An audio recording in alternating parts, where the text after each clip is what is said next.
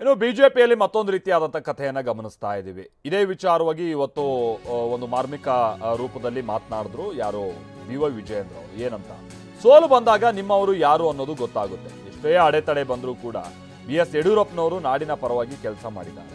ಯಡಿಯೂರಪ್ಪ ರೀತಿಯಲ್ಲೇ ನಾನೂ ಕೆಲಸ ಮಾಡ್ತೀನಿ ಅಂತ ತುಮಕೂರಿನಲ್ಲಿ ಬಿಜೆಪಿ ರಾಜ್ಯಾಧ್ಯಕ್ಷ BY ವಿಜಯೇಂದ್ರ ಭಾಷಣ ಮಾಡ್ತಾ ಹೇಳ್ತಾರೆ. ನನ್ನ ಗುರಿ ಸ್ಪಷ್ಟವಾಗಿದೆ. ನನ್ನ ರಾಜಕೀಯ ಗುರು BS ಯಡಿಯೂರಪ್ಪನವರೇ. ಏನೇ ಸವಾಲು ಬಂದರೂ ಬೆನ್ನು ತೋರಿಸೋ ಕೆಲಸವನ್ನ ನಾನು ಮಾಡಿಲ್ಲ. ಏನೇ ಕಷ್ಟ ಬಂದರೂ ಪರಮ ಪೂಜ್ಯರ ಆಶೀರ್ವಾದ ನಮಗೆ ಬೇಕಿದೆ ಅಂತ ವಿಜಯೇಂದ್ರ ಭಾಷಣ ಮಾಡುವಂತ ಸಂದರ್ಭದಲ್ಲಿ ಹೇಳಿಕೆ ಕೊಡ್ತಾರೆ.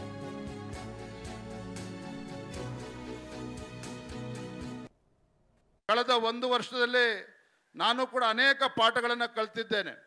ವಿಶೇಷವಾಗಿ ಪೂಜ್ಯ ತಂದೆಯವರು ಸನ್ಮಾನ್ಯ BS ಯಡಿಯೂರಪ್ಪನವರು ಅವರು ಕಳೆದ 30-40 ವರ್ಷಗಳಲ್ಲಿ ಯಾವ ರೀತಿ ರಾಜಕಾರಣದಲ್ಲಿ ಏನೇ ಸಮಸ್ಯೆಗಳು ಬಂದರೂ ಸಹ ಅಡೆತಡೆಗಳನ್ನು ಮೀರಿ ಯಾವ ರೀತಿ ಸನ್ಮಾನ್ಯ ಯಡಿಯೂರಪ್ಪನವರು ಮುಖ್ಯಮಂತ್ರಿಗಳಾಗಿ ಈ ನಾಡಿನ ಜನರ ಸೇವೆಯನ್ನು ಮಾಡಿದ್ದಾರೆ ಅಂತಕ್ಕಂಥದ್ದು ತಮ್ಮೆಲ್ಲರೂ ಕೂಡ ಗೊತ್ತಿರ್ತಕ್ಕಂಥ ವಿಚಾರ. ನಾನು ಕೂಡ ಯಡಿಯೂರಪ್ಪನವರ ರಾಜಕೀಯ ಜೀವನವನ್ನು ಬಹಳ ಹತ್ತಿರದಿಂದ ನೋಡಿಕೊಂಡು ನಾನು ಕೂಡ ಕಲ್ತಿದ್ದೇನೆ. ಜೀವನದಲ್ಲಿ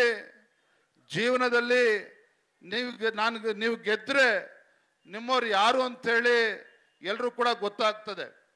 ಜೀವನದಲ್ಲಿ ಏನೇ ಸಮಸ್ಯೆಗಳು ಕೂಡ ಬಂದಾಗ ಅದನ್ನು ಮೆಟ್ಟಿ ನಿಂತು ಗೆದ್ದರೆ ನಿಮ್ಮವ್ರು ಯಾರು ಅಂತ ಜಗತ್ತು ನಿನ್ನ ಕಡೆ ನೋಡ್ತಾ ಇರ್ತದೆ, ಜನ ನಿನ್ನನ್ನು ಒಪ್ಕೊಳ್ತಾರೆ. ಆದರೆ ಸಮಸ್ಯೆಗಳು ಬಂದಾಗ ಅಥವಾ ಸೋಲು ಬಂದಾಗ ಜೀವನದಲ್ಲಿ ನಿಮ್ಮವ್ರು ಯಾರು ಅನ್ನೋದು ಕೂಡ ಅರ್ಥ ಆಗ್ತದೆ.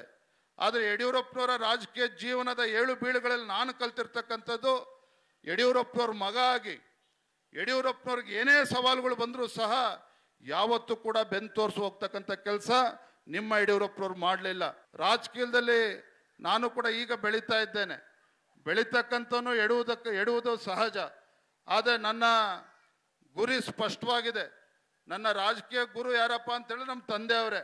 ಯಾಕೆಂದರೆ ಯಡಿಯೂರಪ್ಪನವರೇ ನನ್ನ ರಾಜಕೀಯ ಗುರುಗಳು.